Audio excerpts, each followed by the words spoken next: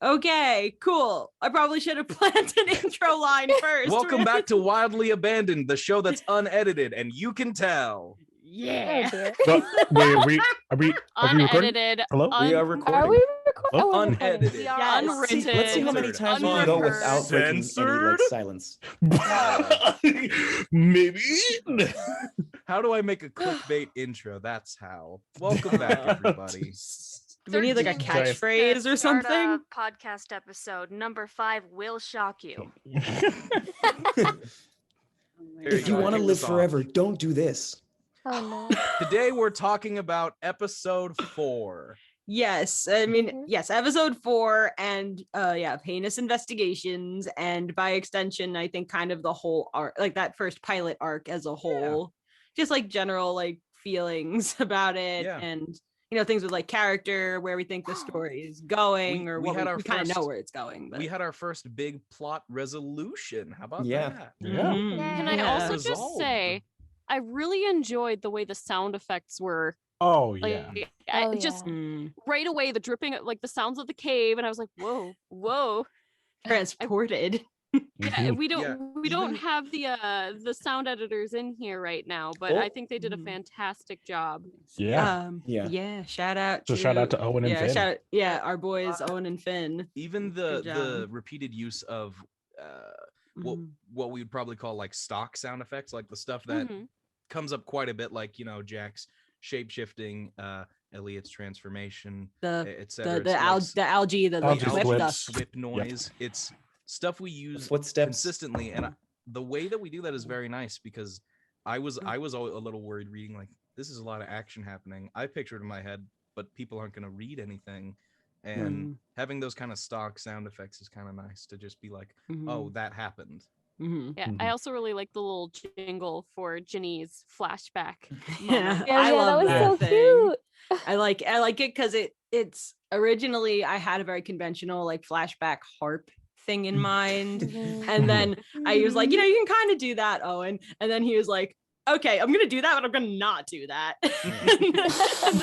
What a legendary response. That wasn't literally what he said, but that's essentially what he did, and I could not have been happier that he did that.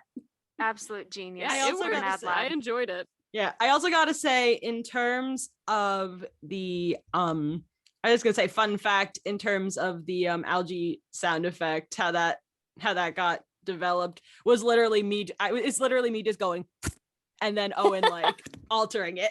That's all it is. I loved the use of that when Nate was trying to shoot him. I love the use of kick to the face. Can we talk about once again the I was so shocked the way they edited Ginny getting shot. Oh yeah, when that gun went off, I was like, okay, you can try. Okay, just really quick. I just want to pause here before we continue discussing, because we should probably fill everybody in on who is here. Oh yeah, we didn't do that. Shoot. But people can't see me. What? Yeah.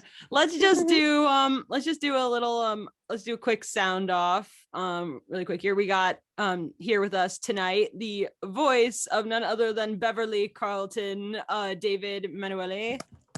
Say hi, David. That's me. Hey. Applause in there. Hi. Yes. Also, voice of his partner in crime, Miriam Pryor, Elena García. Woo! Hi.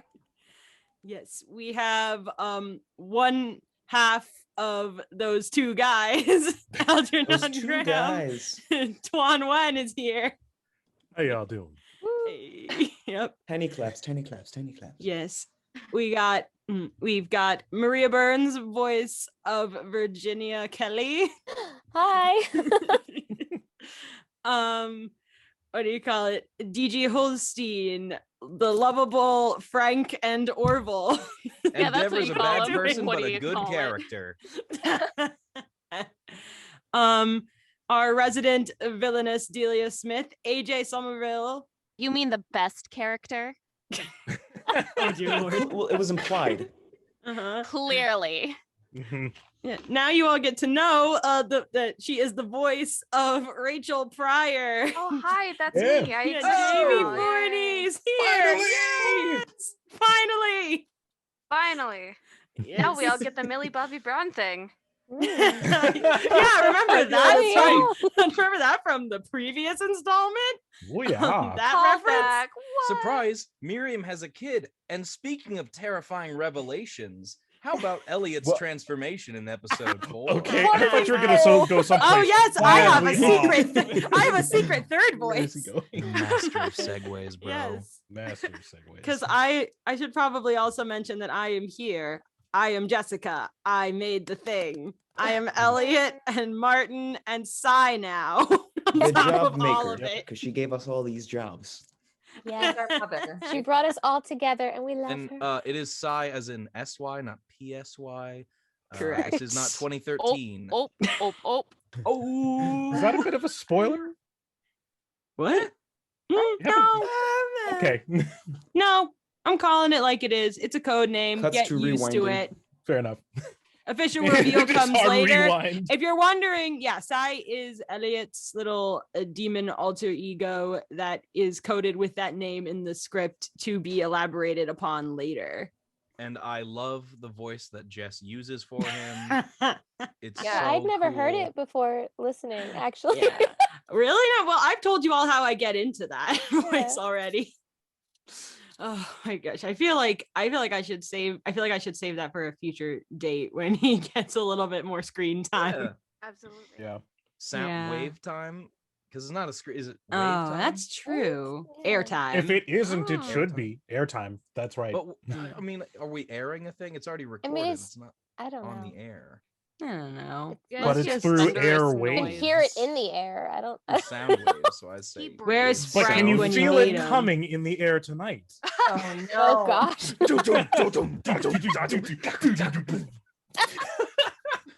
I can see Threw out if my you're shoulder. thundering and crashing. My cats are they're chill right now, but they were just wrestling and charging at each other. So there was I lots can- of thump thump thump thump thump noises. But I don't know. Speaking of headbanging, I appreciate how this is somehow less chaotic than last time.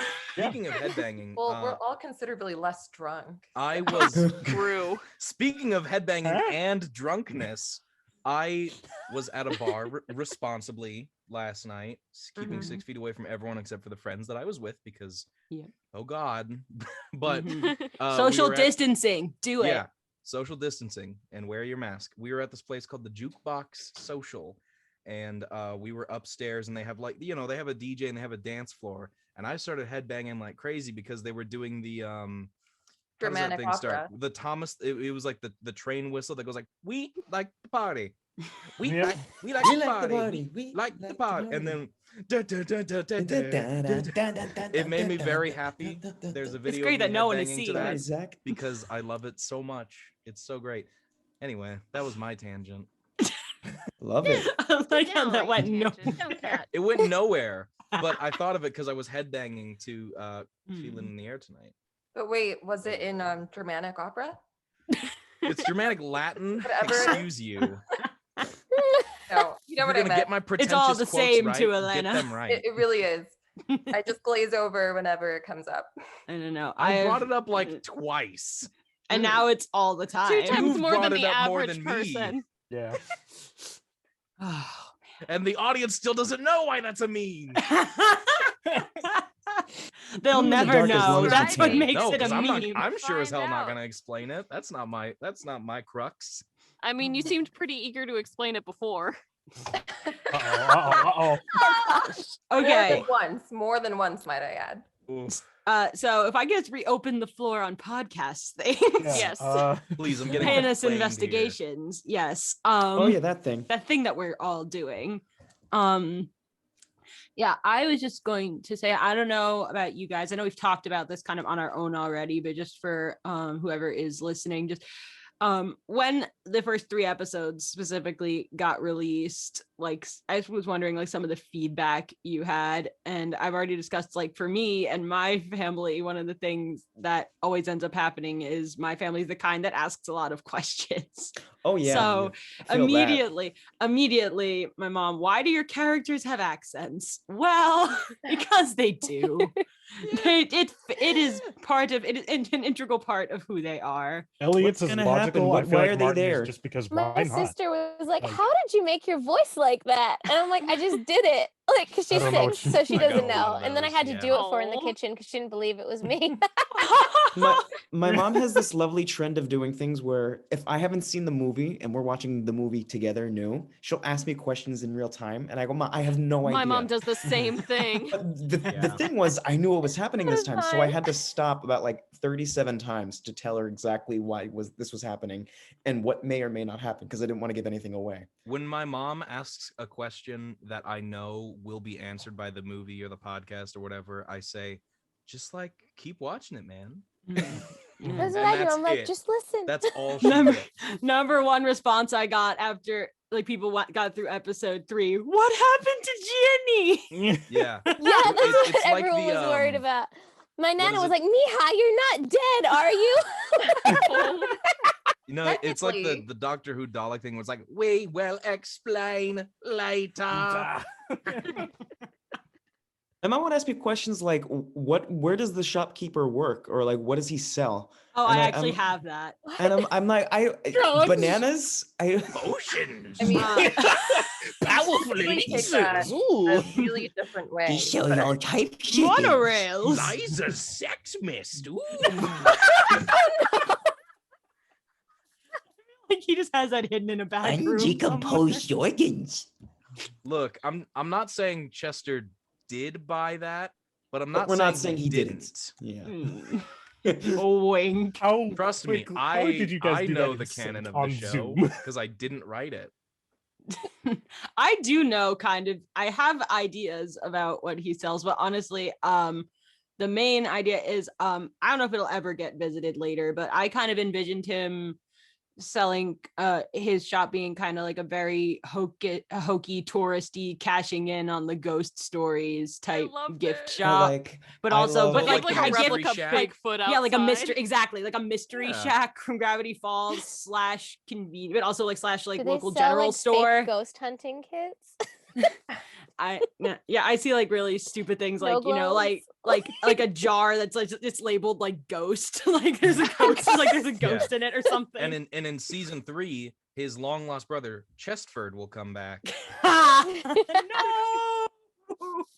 I was not And he'll be ready. voiced by J.K. Simmons. Just watch. Please, Yeah, like we could get yes. J.K. J.K. Simmons. Please watch. Oh yes. Oh my god. Man, I'm trying to- never mind. I was gonna go on another tangent. J.K. Nope. Simmons. That one I watched and then rewatched the Gravity Falls D&D-esque episode so many times recently. Dungeons and more I have dungeons. access to that now. So what Oh. made you want to go with the arc the way you went with it? For the first 4, honestly, it was partial nostalgia, and also I wanted to come up with a plot that I felt would be a good vehicle for introducing so many zany characters. Like I didn't want the first threat that they faced to be 100% supernatural, because we're just getting used to knowing them and all their weird quirks, both literally and I guess figuratively. I don't know exactly where I was going. No, with that. you're right. But yeah, You're you know, right. like their personal like personality quirks as well as their ability type quirks. And for me, I thought a treasure hunt would be a really fun way to go, because it's still very much in that very common urban legend type like vein that everyone is familiar with. I'm just very nostalgic for those types of adventures. My family loves the Indiana Jones movies. Like Yes. completely love them. Especially Raiders of the Lost Ark. For me, that's definitely my favorite. But like I've watched those so many times in my life. That's also very fond of the Goonies, a lot of nostalgia. Yeah. You know, and that kind of is the more zany treasure hunting aspect, which is really fun. Even stuff like Stand By Me, which isn't necessarily a treasure aspect, but it's still the idea of a group of friends with very distinct personalities and backgrounds going on like this journey of like self-discovery together and forming like this band. And I really I really thought that was a good, way to establish this team that is so dysfunctional but somehow works. Yeah, it was a fresh new telling of like the fumble together to form something better. Yeah, that ragtag band of misfits that gets stuff done somehow, and then you just don't question it. if we're asking the writer questions, oh boy, what is the origin of Gressy the prehistoric shark? Yes, I do. Very I do good. want to know. Prehistoric shark. The name's very land shark. Yeah. Oh, okay. Basically, it comes out of honestly really bad sci-fi shark movies. That's about it. That's fair. Oh right, I think I like really avalanche wanted sharks. there to be. That's another. Yes, thing that's right. my family is Avalanche obsessed sharks. with. If we're not watching one of the great like trilogies like Indiana Jones or Star Wars or The Godfather, excluding the third one, we are watching really, really bad sci-fi monster movies, especially Those with are so sharks. good, Specifically sharks. We Shark love it so Exorcist? much. I went through the trouble to buy my mother Mega Shark versus Giant Octopus on Is that the one where DVD, it eats a movie the that is Golden Gate constantly on Bridge? cable. I bought for her as Heck a yeah. gift. The one where it eats the Golden I really Gate want to start Bridge. watching more. There's like, there's a sci-fi shark movie where he eats the Oh Golden my Gate Bridge, like a gosh. megalodon or something. Oh yeah. Oh yes, There's- Megalodon classic. What about So you have the three-headed starter shark? kit. Yeah, the three-headed shark. You have the starter kit. You have like Sharknado 1 through 15. You have Yes. you have all the alligator movies. There was Lake Placid, I think. Oh, like where Betty White is a badass. Yes. You have zombie beavers. It's literally what it is. Zombie beavers. What about the And Lava Lantula movies, where it's like those Oh, giant Lava Lantula, also a classic. Did any of you guys ever see what is it, like the were shark one? Yes.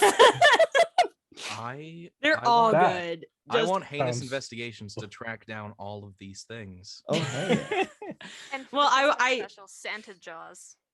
Yes, I was Santa waiting for Jaws? someone to bring up Santa Jaws. Santa Jaws This is a one's new to Christmas me. classic, and everyone needs to watch it. Needs to go on your Christmas list. I'm gonna search watch this up list right now. Right now, it is amazing. There is a graphic art / comic angle that was definitely not thoroughly researched. It was Oh, wow. wonderful. I only saw the end of this movie, and I see like the kid draws something in the book, and then like the shark just gets like stabbed in the head.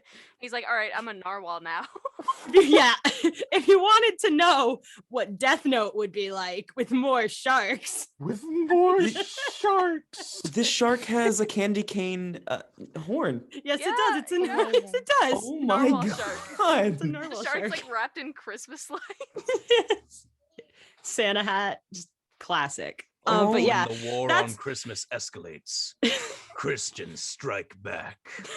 Anyway, How do you go in War on Christmas. I'm very Eve. curious to say what's the mindset you have going into projects like that? It's like, Christmas movie,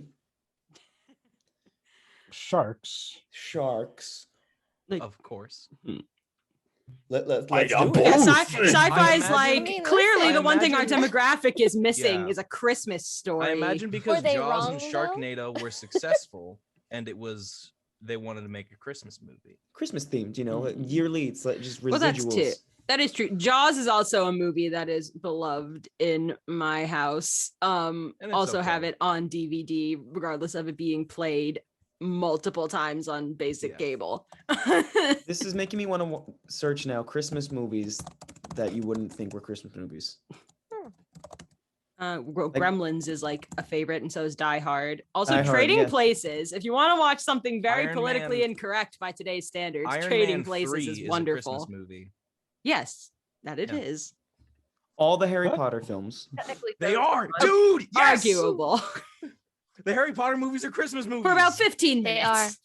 So was Edward Scissorhands. Okay, well, I do Yes. agree with that too. Absolutely. That one I agree with a little bit more. It's got the snow All right. and motif and the pretty music. Okay, And but now so I'll is play bad Jumanji. cop and get us back to a Jumanji's Yes. got, like, podcast a whole- related. Good topic. idea, because now that you asked me some writer questions, Yeah. how about you guys? I mainly, I know we kind of already did how to get into the character voices, but I was wondering, since this was our pilot arc, and most of us, we met each other, honestly, through this project, the majority of us. And I wanted to know generally your first impressions of your characters specifically and what you thought going into like actually voicing them. Oh man, I'll go first because I was way off. When I auditioned for Frank,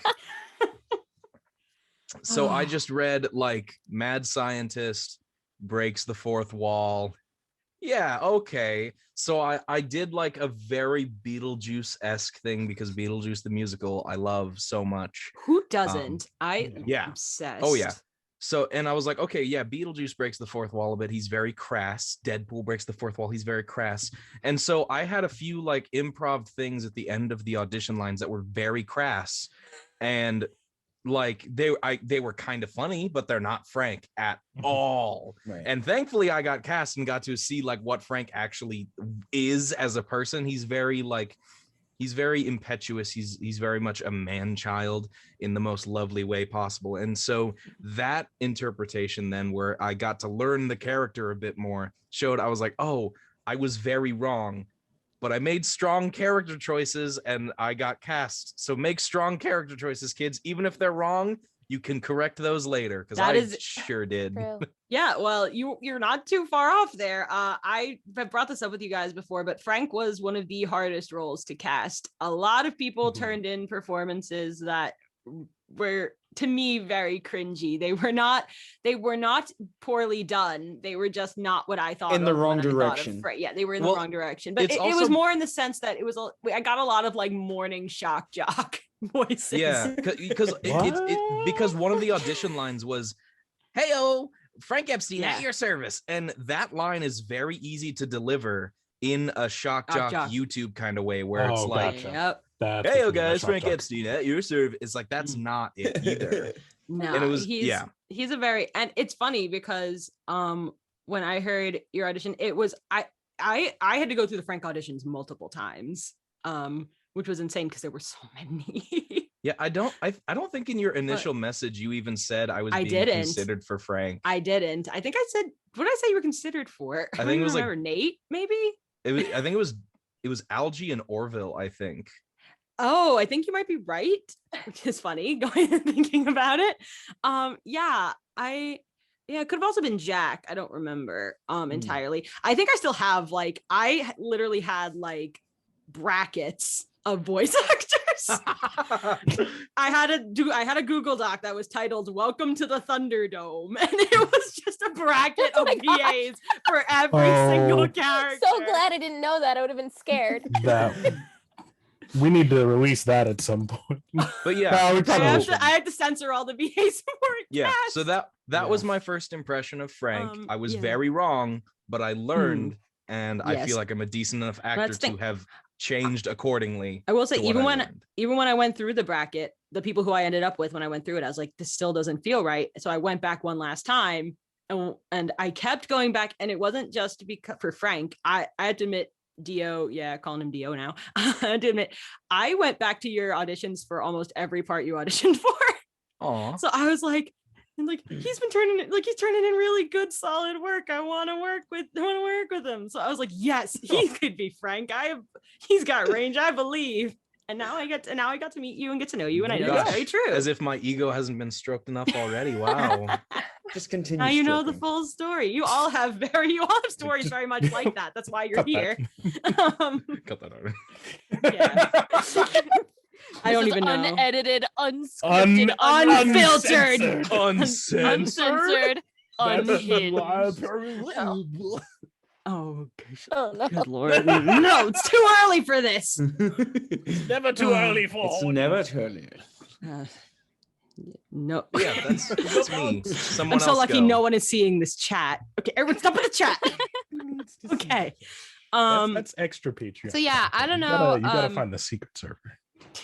I don't know who else who would like to kind of go next with their approach for the characters that they're voicing or their characters. I don't know. Elena, what was your first impression of Miriam? Yeah. Oh, that's a Yeah, well, So I remember seeing the project and being like, well, this looks fun because I was a ghost hunter and this seems kind of close enough to where I can like maybe do this.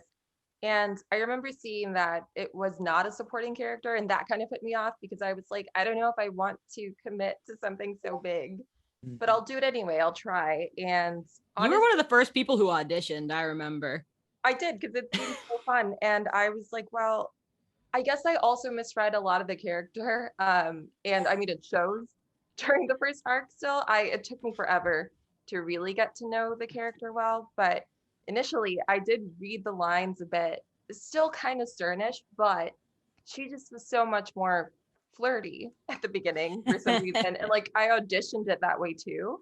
But no, I really did like her right off the bat, just because to me she seemed a little crazy and that was relatable. So yeah, you were another one of those auditions who I kept going back to, because like you were one of the first people who auditioned, so I heard you like the first day, but then every time, no matter how many auditions I got, I was like, I'm gonna go back and listen to this one again. Well, I'm glad. Yeah, you were like the standard for a good job.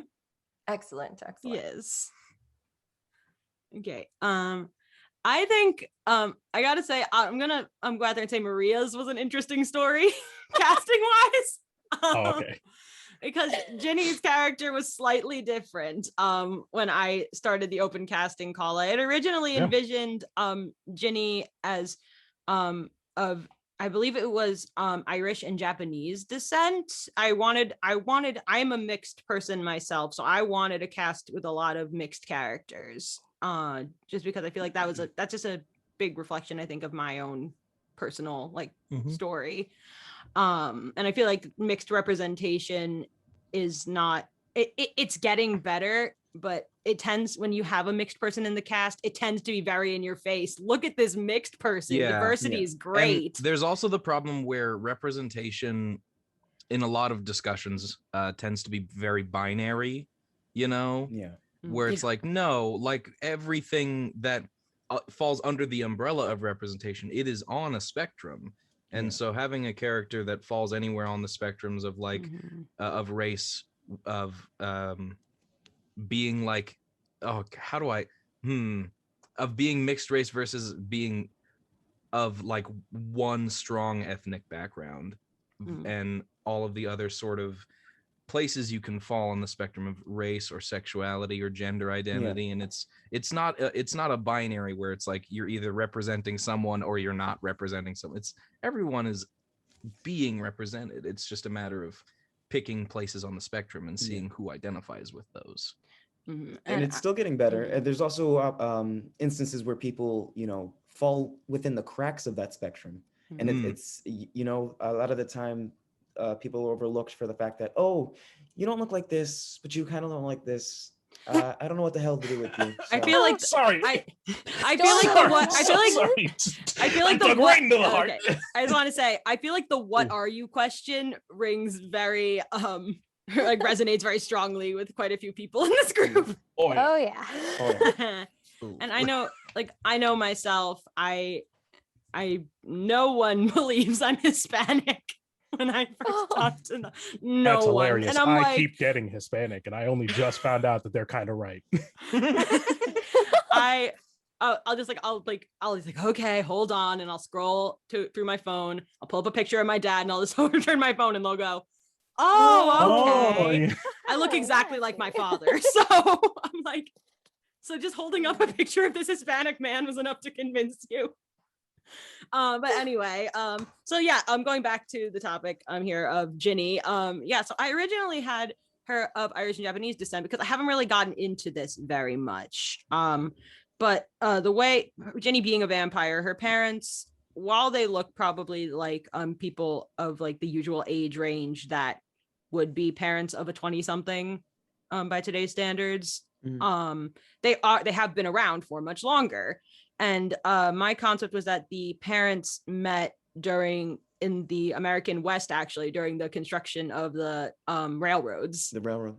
Yeah, that was my envision, that it would come up later if we get to the point where we get to introduce families. I have family backgrounds for like everybody.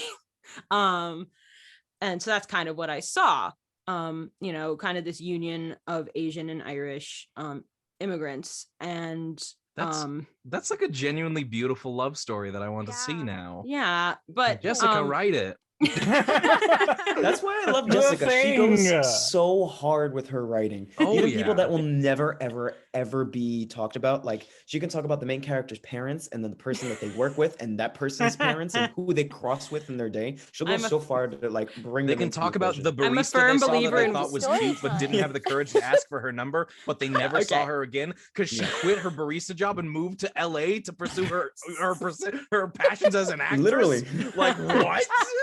I am a firm believer in world building. Yes. I've also, to be fair, this is also a story that I've developed for like 5 years. So I had a lot of time to think. This for me, I personally, my brain wanders off very, very, very often, and this is kind of where it goes. It's a superpower. Yeah, I guess. But anyway, circling back to Ginny and the origins of Ginny.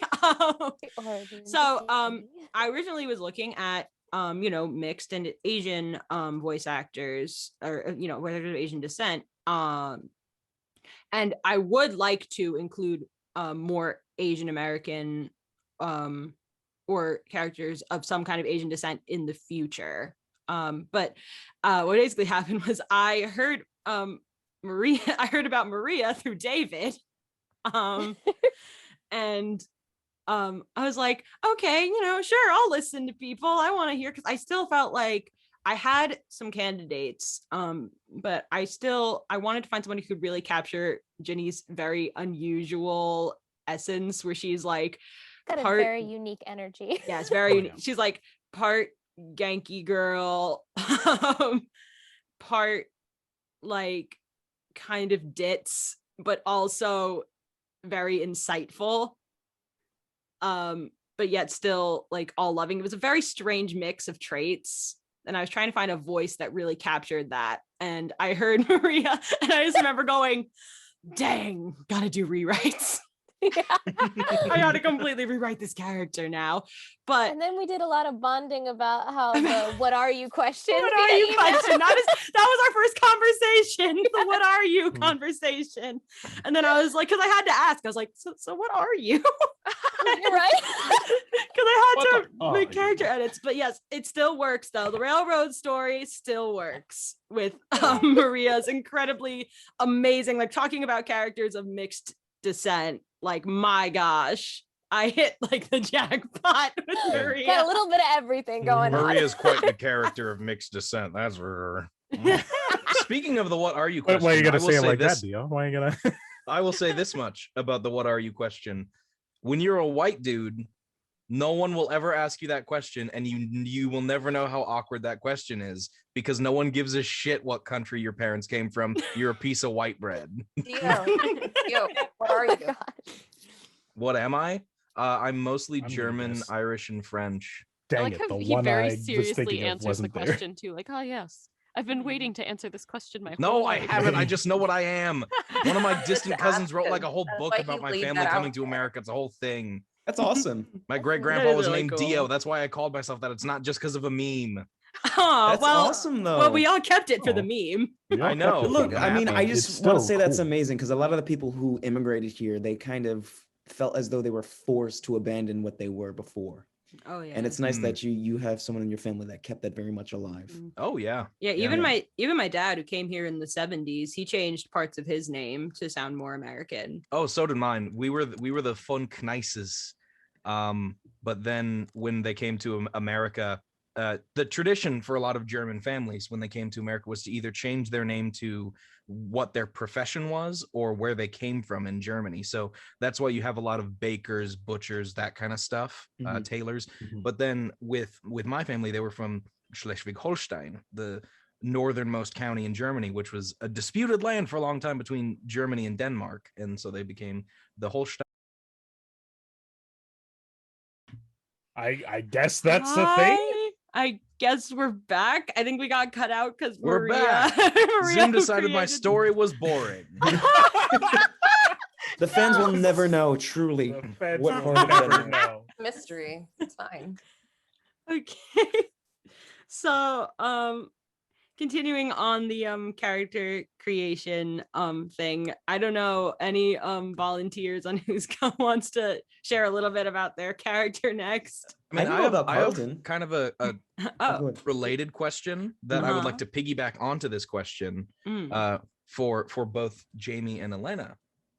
Both about your first impressions of the character, but even on top of that being you know, we didn't get to see a whole lot of Rachel interacting with her mother in this. So I'm kind of curious what your guys' first impression was when you got the script for this episode of the dynamic here between the mother and daughter, and without spoiling things, how that perception of the dynamic has changed and what dynamic people might find in future episodes. Yeah, if I can just moderate that slightly. I think if we could just start with Jamie's initial takes on Rachel and being the only one of us, at least thus far, to really voice a child. Yeah. Well, you know, seeing the audition, I was like, oh, I have a baby voice. I can do this. And, you know, yeah. I wasn't prepared for this, even though like this is literally my introduction. But yeah, first impressions, you know, I don't know how to segue into this, but basically like children are a lot more intelligent than people give them credit for. And so that was a big part in like shaping the way that I voice her. Yeah, and just she's generally just full of life is what I found. And when I saw like the way that she interacts with her mother in the script, it was like, oh, okay, so she likes her. Okay, so they love each other, and that's wholesome and good. Which I am always a big fan of. I'm a sucker for wholesome family relationships. Yeah, I think we all. Yeah, and I don't know, without going too much into it. Yeah, she just wants to make her mother proud, and yeah. Yeah, she's definitely. You really hit the nail on the head in that I really wanted a child's character who, you know, like we were saying, kids don't get enough credit.